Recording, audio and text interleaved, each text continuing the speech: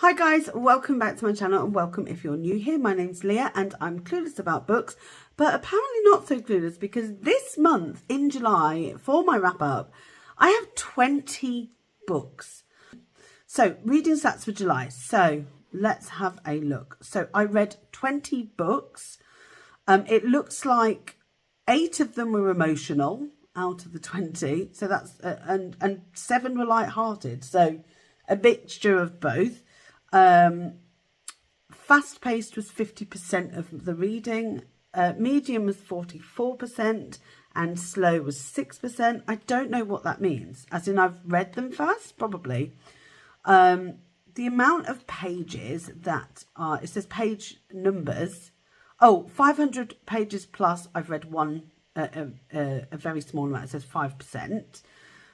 300 to 499, I've read 6 books. I've read one book that was 500 plus, one that was 6 that were 300 to 499, and everything under 300 pages, there was 13 of them. So actually I've read a vast amount of shorter books. That's fine with me. I've had one non-fiction book, I wonder what that was, and one fiction. Okay, yes, I remember what the non-fiction book was. And my star ratings, my average star rating's been 4.42. That's not bad. Altogether, I read 5,043 pages. Is that good? I don't know what that means. I don't know what that means. So I'm going to tell you the books that I read because I feel like you want to know, right? The ones that you want to know. So this month, the first book that I finished this month was an audiobook, The Square of Sevens by Laura Shepherd Robinson.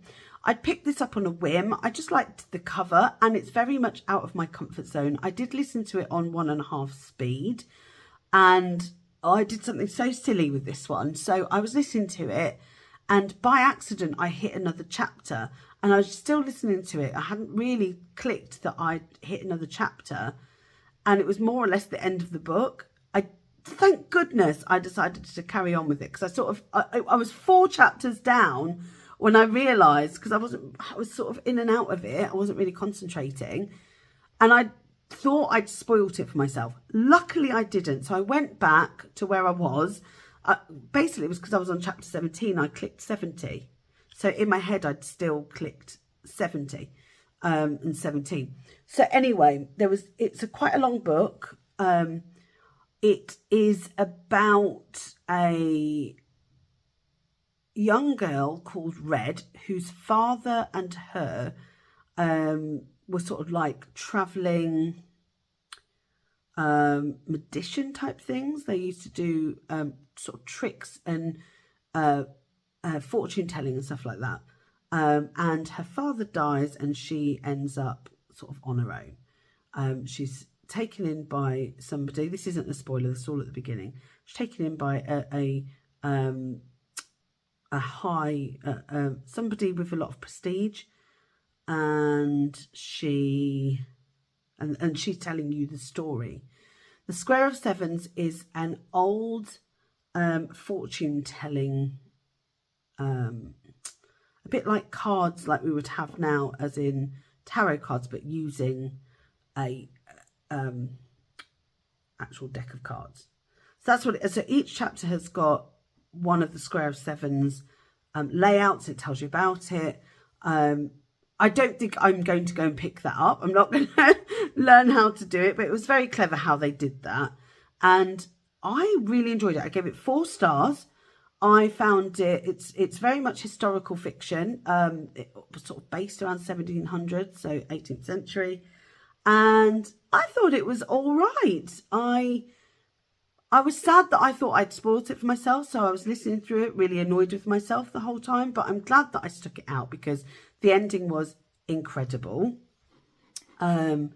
Really, really good story. I would definitely read more from Laura Shepherd Robinson. Lots of people gave it more than me, but because it was sort of a foray into fiction that I'd not read before, I would definitely go back. It reminds me of the sort of Sarah Waters style of writing.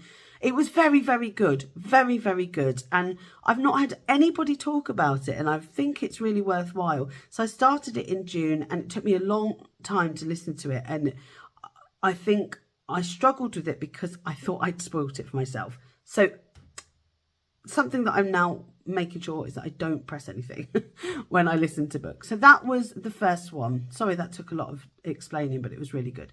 So the second book that I read, it was a physical book. I bought it recently, and it was the Marlow Murder Club.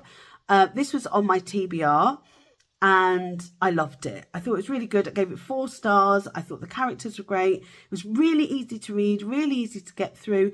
I kind of figured out what was going on, but I didn't mind that. I thought it was really good. I didn't guess exactly what was going on, but I'd sort of figured it out a little bit, so it was still nice. I've bought the second book. I'm saving that for the autumn time because I'm reading the book along list this month. So I'm saving it. I loved it. I thought it was really, really good. It's by Robert Thorogood. He wrote Death in Paradise and other books. I mean, he's a TV writer as well as a book writer. I thought it was great.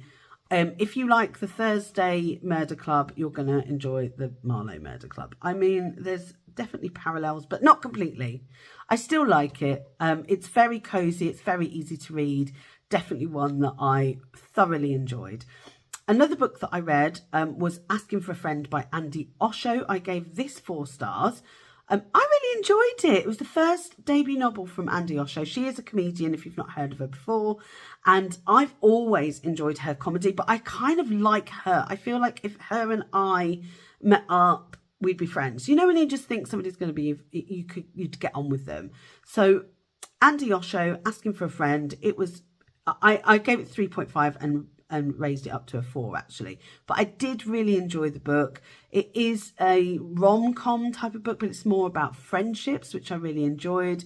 Nothing annoyed me, but I did recognise my own unconscious bias, which I didn't know I had until reading this book, until she pointed out that the 3 characters were all black. I hadn't pictured them black initially. And it's really bizarre that I didn't do that because she is black. And I don't know why I didn't think she would write women of colour into her story. And it wasn't that, I envisioned nobody really. There was no description at first, but then there was. And I was like, oh, hold on. My unconscious bias is telling me that obviously I don't think that first. That's because I've read books my whole entire life that have white cis women, especially rom-coms, at the heart of it. So I was annoyed at myself, but also I recognise it. I will adjust it, and it's something that I will move forward and be, you know, conscious of. But that was interesting to me that I hadn't clicked at first. It took me a good few pages to recognise that. So something to be mindful of. One of the books that I read that I can't stop thinking about, but I was so dissatisfied with, was Red Dust, White Snow by Pan Wheating, or Wheating. Apologies if I've butchered that name. This was from NetGalley. So thank you for NetGalley for that. It was quite a short book. I gave it a 3. So it's about an office worker who receives something at her door. She opens it and it asks her if she wants to, what was it that she wants to do? That if she wants to live in, she wants to have an alternate reality. And that's all it asks her. She doesn't really read anything, but she's, the interesting thing about her is she's very consumed by social media. And there is a social media app, a bit like Meta, but it's bigger than that really controls everything from your banking to the TV to advertising, like everything. And yeah, it's interesting it's almost dystopian in a way, but not, because it's very real. But it was about every time that she went to sleep, she was in this dreamland, but these dreams were recurring and continuing. I won't spoil anything for you, but I really enjoyed it. I enjoyed being in one world and the other. It promised, in my opinion, it promised sort of a difficult turn in there. It promised that there would be some sort of drama. Oh, I don't feel like there was. It sort of lay flat at the end for me. So I gave it a 3 because I actually really did enjoy it. It could have been amazing. The ending was dissatisfying, which is fine. I also read, at this point, The Murder at the Vicarage by Agatha Christie. It's the first Miss Marple. It's my first ever Agatha Christie book. I flew through it. It was so easy to read. I really enjoyed it. I actually I knew who'd committed the murders because I saw the TV show and it just all came flooding back. So unfortunately, I knew the story, even though I must have watched that Miss Marple case going on nearly 25 years ago. That was probably the last time I saw it, but I still recalled it. So that means the strength in the writing is good. Now, what really interested me was that Agatha Christie puts Miss Marple as the resolver, but she never did anything. She was in it like 6 times. I mean, she worked out the murder, but the main narrator is the vicar. I found that really odd. And I don't know whether that's going to be the same throughout. Like Miss Marple just pops up like, out of nowhere. Miss Marple arrives. Like, do you remember the oh God, Mr. Ben? And out of nowhere, the shopkeeper arrives. That is Miss Marple, basically. I thought she was great. So I really enjoyed it because I was expecting her to be the narrator. She wasn't. I liked that. So she's there figuring it out, but it's from somebody else's perspective. Thought that was really good. I also then listened to The Keeper of Lost Things by Ruth Hogan. Oh, by the way, if you hadn't realised, I'm putting stuff up here. This was quite nice, but there was 3 narrators, which confused me. I actually prefer one narrator doing voices. Even if it's a woman doing a male voice or a male doing a woman's voice, I actually prefer that. I don't know why.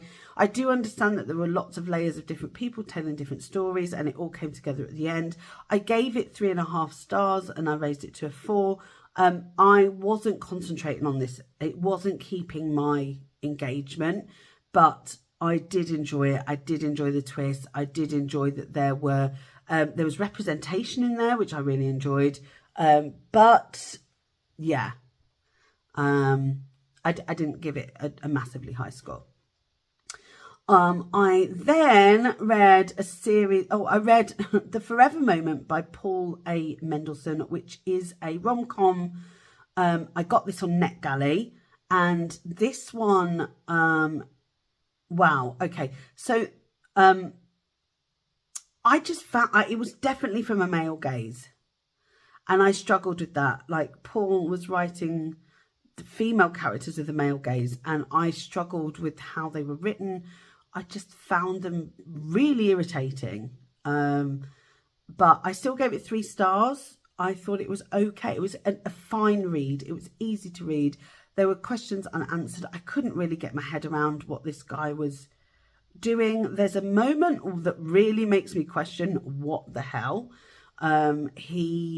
So at the beginning of the story, he sees somebody, he's an author, and he sees somebody in the crowd that reminds him of someone, and that's where the whole story goes. The problem is, he sort of thinks this is not a spoiler, but you can tell from the very beginning, he thinks this person is his daughter because of this person. And it goes through, and there is obviously a twist, but there's a moment that you think, well, if you thought she was your daughter, why are you doing that? I won't spoil it, but you can subtext read what I'm saying. Bit weird. And I mean, it's even said in the book is a bit weird. We have, oh gosh, 1, 2, 3, 4, 5, 6, 7, 8 graphic novels here. So, first one, Heartstopper Volume 2. I'm allowing myself to read 1 Heartstopper a month because I don't want to consume them too quickly. The latest series of Heartstoppers coming out, I believe Heartstopper 1 and 2 volumes are the ones I've just read. So I don't want to spoil anything for myself. So I'm going to read along with the series coming out, I think, for the next volume 3. Volume 5 is out later this year or soon, but I'm not going to buy it yet. I'm not going to spoil anything. I do hope that it carries on in the same vein because I gave it 5 stars. I love it. It's so lovely.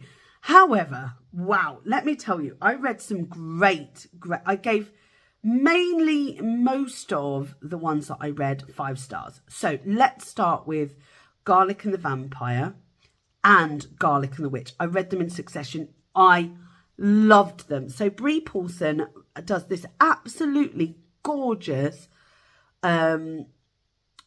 gorgeously illustrated, gorgeously written book about Garlic, who is a garlic who is sent to warn off a vampire because the vampires come to the village. And also Garlic and the Witch is sort of an update to that, and it's the second part, and it is a conclusion. This is a duology, and so beautiful. I love Garlic so much. Garlic is just the cutest character in the whole world. I love Carrot and Garlic have this beautiful friendship, maybe even a relationship. I just love them.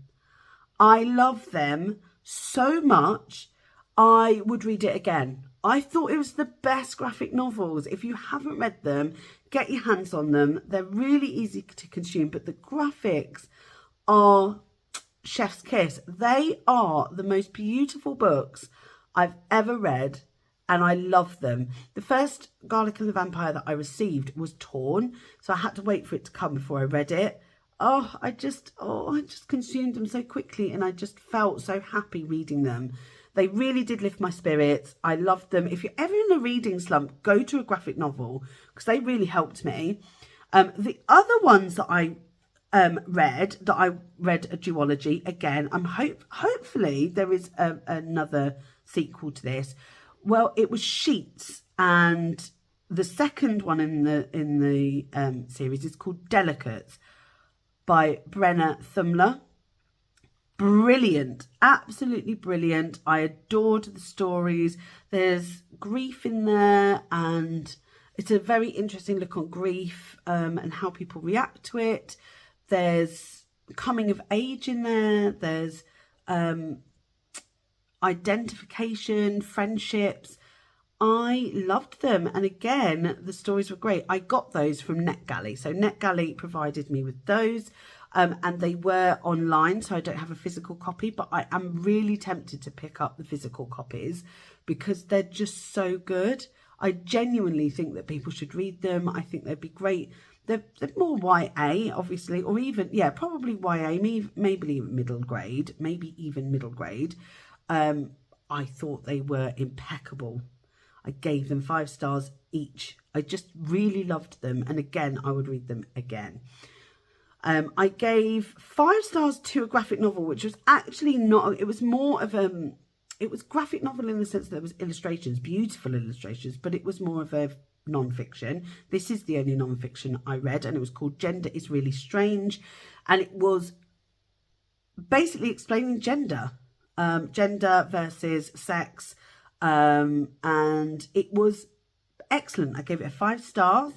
It's by Teddy G. Gertz, and he just describes it so perfectly, and the illustrations are gorgeous. I would recommend this to anybody who is trying to describe this to their young people in their life from maybe 12 upwards. I think if you're at secondary school onwards, I think it's good for anybody. I think it should be in every library. I think it should be, I think it's really important. I think it's a really important read, and it is set out so cleverly. It tells you everything. It's not graphic. It just tells you everything about the difference between genders and how people identify, and it just talks about how it is strange and it is difficult. It's a difficult concept, but it's very plainly and beautifully put out, so I definitely would recommend that. Okay, the final 2 graphic novels, I believe, the final 2. So one I gave a 4 star, and it's called My Heart in Braille. I believe it was originally it was written in French, and the other one's written in French as well. So they're both from the publishers Europe. Oh, what are they? What's the publishers? Let me just find out. This is by Joris Shamblin, and the publisher is, oh, I can't remember. Europe something. I want to say, I'll tell you what it is. I've put it on here. No, I haven't. I thought I put it on it. Anyway, absolutely brilliant. It is about a young girl who's got a degenerative eye issue, and she forms a relationship with somebody who really struggles in school, and they sort of help each other out. Again, it's a bit of a coming of age story. It says it's the first, it's the first comic book series. Is it a series? Interesting if it is, because I've not seen any next ones to this. That's because it came out in March. So if it is, that's great. So it just basically, she is a cellist. She wants to get into music school. Her parents probably aren't going to let her, just based on the fact that her eyes are getting worse. She's trying to basically scam her parents because she's pretending that everything's okay, and he's her eyesight, really. And it's just great. It's a lovely story, but I gave it 4 stars. Hold on. Yeah, there is a moment in the story that sort of comes a bit out of left field, and I wish it had time to growth to get to that point. Yeah, so I believe there's something that I didn't understand where it was going, and there is only so much you can put in a graphic novel, but I was just like, that's weird. Why's that happened? Oh yes, I remember.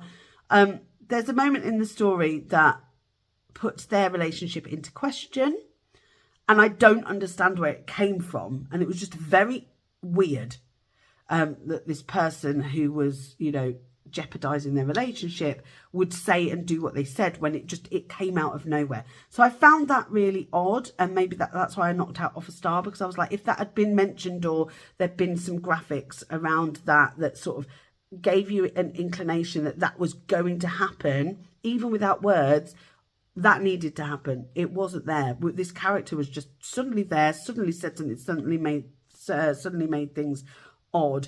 I couldn't understand it. So yeah, didn't get that. So that's why I knocked off a star. And then the other one I read was by Andy Watson. It's called Paris. The story itself is sapphic but odd-ish. It looks like it's based in the 1950s, but I couldn't quite work it out. I put the illustrations in this graphic novel floored me, and they are absolutely stunning. Like, I would happily take pages out of this book and stick them up on my wall. They are beautiful. It was capturing Paris in that era, and it gives you that. I've been to Paris a number of times, and it just gives you that feeling. Paris feels very busy, and it had that feeling without being a messy picture. It was very, very well done. But I was saying I couldn't really tell the era, because one of the characters looked like they were in the 50s, 60s, and then one of them looked like they were from the 1800s, so I couldn't really work it out. There was a sapphic romance element to this story. It was okay. I think there could have been some more exploration in what there was going on, but it just didn't happen. What did I say? There's an element of parody in here about how we perceive certain people, because she's the main protagonist is American, somebody is British, and then somebody is the investor from France, and they're just parodies. It's like, that person's American because of how they've displayed them. That person's French, and it's almost a very tongue-in-cheek way of saying how somebody's French. And I didn't quite like that. I was like, you didn't need to. I mean, their names alone gave away where they were from, and the accent that you were giving them. You didn't need to illustrate them in such a way that was obvious and a little bit, not racist, but like obvious. I can't think of the word at all. So that was Paris. I gave it 3 stars. The illustrations alone were stunning. They were stunning. Back to the books that I read. Sorry, there were so many. I read so many. I read a book from the library called Another Brooklyn by Jacqueline Woodson. This was really good. I gave it 3 stars though, because, I mean, it was very good. It was like a poem. The whole book was a poem. It was very all over the place. It's very different to anything I've ever read before. It was a lot of imagery in there. There were things that were unsaid that were very disturbing, actually, and that were hinted at. And it is a book that I enjoyed. Would I read any more Jacqueline Woodson? Maybe. It was about a young girl who had left her home in another state to move to Brooklyn in the 1980s, and 1970s. There you go. And it just talks about her making some friends, and it seems her mum has left, and she is just pining for her to come home. So it's again, it's coming of age. It's there's really good imagery of Brooklyn, how it was then, and it talks about how people are moving and how, you know, it's becoming a very different place than it was, and yeah, it becomes, I mean, there's some horrible bits actually, which you have to read again to sort of understand what happened, because it is so differently created. It was only 192 pages, and this, like I say, this is probably why I read so many books, because I didn't read that many pages. I gave it a 3 star. It has got like nearly a 4 star overall, and I think I gave it quite a good review. I didn't actually review it on Goodreads, but it was quite good. It was quite good. I did enjoy it. I would read something like that again. I think I just struggled with the writing, and maybe it's something I just need to get used to. Another book that I've got, God, 4 more books left, I think. Have I given you all of them so far? Yeah, I've got 4 more books left. I should have done it in an order, but I didn't. I'm trying to do it in the order that I read them. I read Absolutely and Forever by Rose Tremaine. This is a very short book. I read it from NetGalley, sent it through. And do you know what? It's so funny. I can't even remember it. I gave it 3 stars and I read it. I'm trying to remember what blooming happened. Oh, yes, I remember. I didn't gel with the main character, which is absolutely fine. I don't have to like her. I did actually do a review.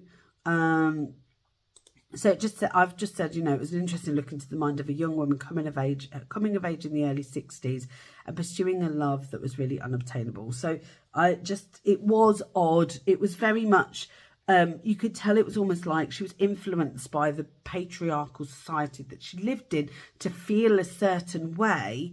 And she didn't really become very independent in that. And I didn't get it. She wasn't very understanding of her parents. She was very selfish. She was in a dream world all the time. And I just got frustrated with the character. And maybe it is what it was. But I just, yeah, she was, I don't know, she just didn't want much. And I've never understood that. And I'm not saying she's terrible for not wanting it. There was a twist, but I did see it coming right at the beginning. I saw it coming. So because of that, it didn't really do anything for me. I wasn't going to DNF it. This book was like 100 odd pages long, 200 pages. There's no point in DNFing a book like that, really. 177 pages it was. Very quick read. A lot of people loved it though. A lot of people gave it 5 stars. I don't know why. A lot of people loved this, but they didn't love the next one that I'm going to talk about. And I find that really odd because I thought that was so much better. So the next one I read was Cursed Bread by Sophie McIntosh. I've actually done a review on this book. I loved it. I really enjoyed it. I gave it 5 stars. I never give, I gave it 4.5 rounded up to 5. I just loved it. I thought it was really compulsive. I liked how fantastical it was. Yeah, I loved it. I loved it. It was really short read. It was how many pages was it? 184. Again, really short, but I got it from the library and I do actually want to buy it. I thought it was really good, and I'm going to buy another book from Sophie McIntosh because what Victoria reads, or what Victoria read, she recommended. If I've got your name wrong, I'm so sorry. I will comment her channel down below. She mentioned it and I've ordered it, so I'm very excited to receive that. My thoughts are in that video. I'll link it down below. I loved it. It's only got just over 3 stars. I don't get it. I thought it was really good. Maybe people just didn't get it. I thought it was brilliant. I caught up with it. I thought it was fine. I think people found it really confusing, but I didn't. I thought it was great. And that's what it just shows you how you can read a book and take something from it, and other people can't. And I'll talk about something in just a second, because I'll talk about it in a minute. The next book I read was my first ever middle grade, and it was Assassins Are Us by Kimberly Van Sickle. Wow, loved it. It was so cute. I gave it 4 stars. I thought it was a really good take on a story, a sort of coming of age story, because it was about a young woman young girl. She's 17 years old, and she is being groomed to be an assassin, basically. It's brilliant. She's in a family of assassins, and I loved it. This was also a NetGalley review. I enjoyed this. She actually the author liked my review, which I thought was quite nice. I definitely would recommend it. I think it's a good book. I think my daughter would like it, in fact. Whew. And then the last book, the very last book that I finished, I was hoping to read more, but I didn't manage to. But I did read 20 books. Was an audio book, and it was a village murder. It was The Ham Hill Murder Mysteries #1 by Frances Evesham. This was a free, one of the free ones on Audible, and it was fine. I gave it 3. It wasn't, I sort of guessed what was going to happen. It was essentially Midsummer Murders in a book. That's what it felt like. Yeah, that's what it felt like. It wasn't, it was fine. It was just a cozy mystery, and I'll probably read more of them if I need to just get through it. Yeah, someone's put cozy mystery alert. It was fine. I don't think it's quite a 4 star. I think I based this on the other books that I've read recently. I think maybe if I'd read this at the beginning of the month, I might have felt a bit different. But it was fine. It was a fine book. It was, if you like cozy mysteries, you'll probably enjoy it. It's very much a cozy, but it is more along the Midsummer Murders vein than the Thursday Murder Club. Or it's a bit different to that. I wouldn't say it's even as good as Agatha Christie. So that's a no. So that, I am really thirsty. I've got very cold tea here. That's it. That is my 20 books. I am so shattered after that. That was a really long video. I'm so sorry. But I just want to talk about this one. I was hoping to finish this yesterday. I just didn't. I'm halfway through Small Worlds by Caleb Azuma Nelson. And whilst I think this is a beautifully written book, I still don't think this comes close to Cursed Bread for me. And I know a lot of people that love this book. I mean, at halfway, it doesn't come close to Cursed Bread, like how I felt while I was reading that. So there's obviously something that I enjoy in that one that I don't in this one. There's some beautiful quotes in here, and I will talk about it when I've finished it. I was hoping it was going to be on the long list for the booker, but it's not. But that is my July wrap-up. Wow. So for August, I will be doing an August TBR. I didn't do one because I was waiting for the long list. As soon as I get those books, I am going to tell you what I'm going to be reading.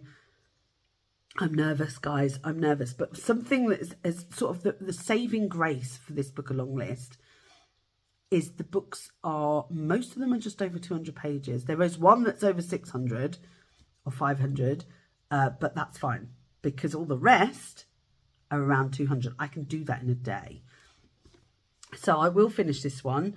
That will go on my August wrap up.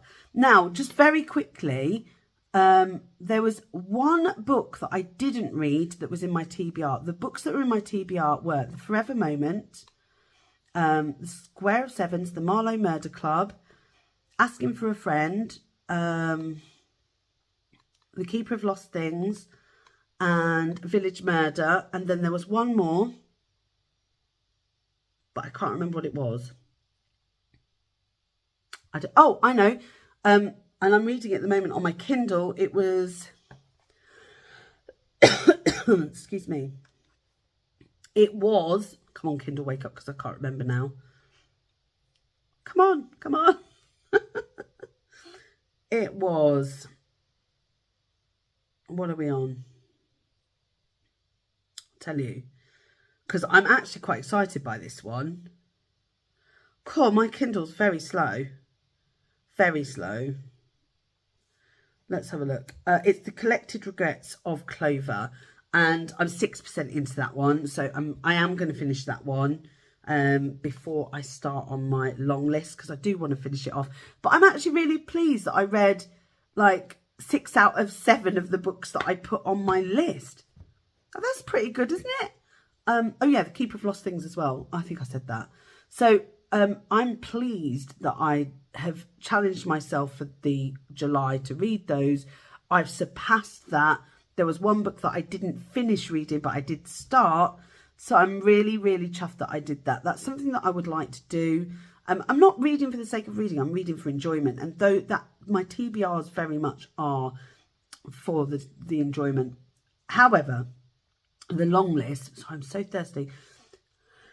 The long list is very much a challenge. I hope I enjoy it, and we'll see. Maybe I'll never do it again. Maybe it'll be just so traumatizing it never happens. So we'll see. Right, I'm going to go. Thank you so much for watching. If you've stuck around this long, put a little, I don't know, what should we put down there? Put a little sunshine at the end in the comments. That'd be really nice. If you've enjoyed this video, give it a thumbs up. If you would like to subscribe, that would really make my day. I hope you're having a good day, and I'll see you in the next one. Bye.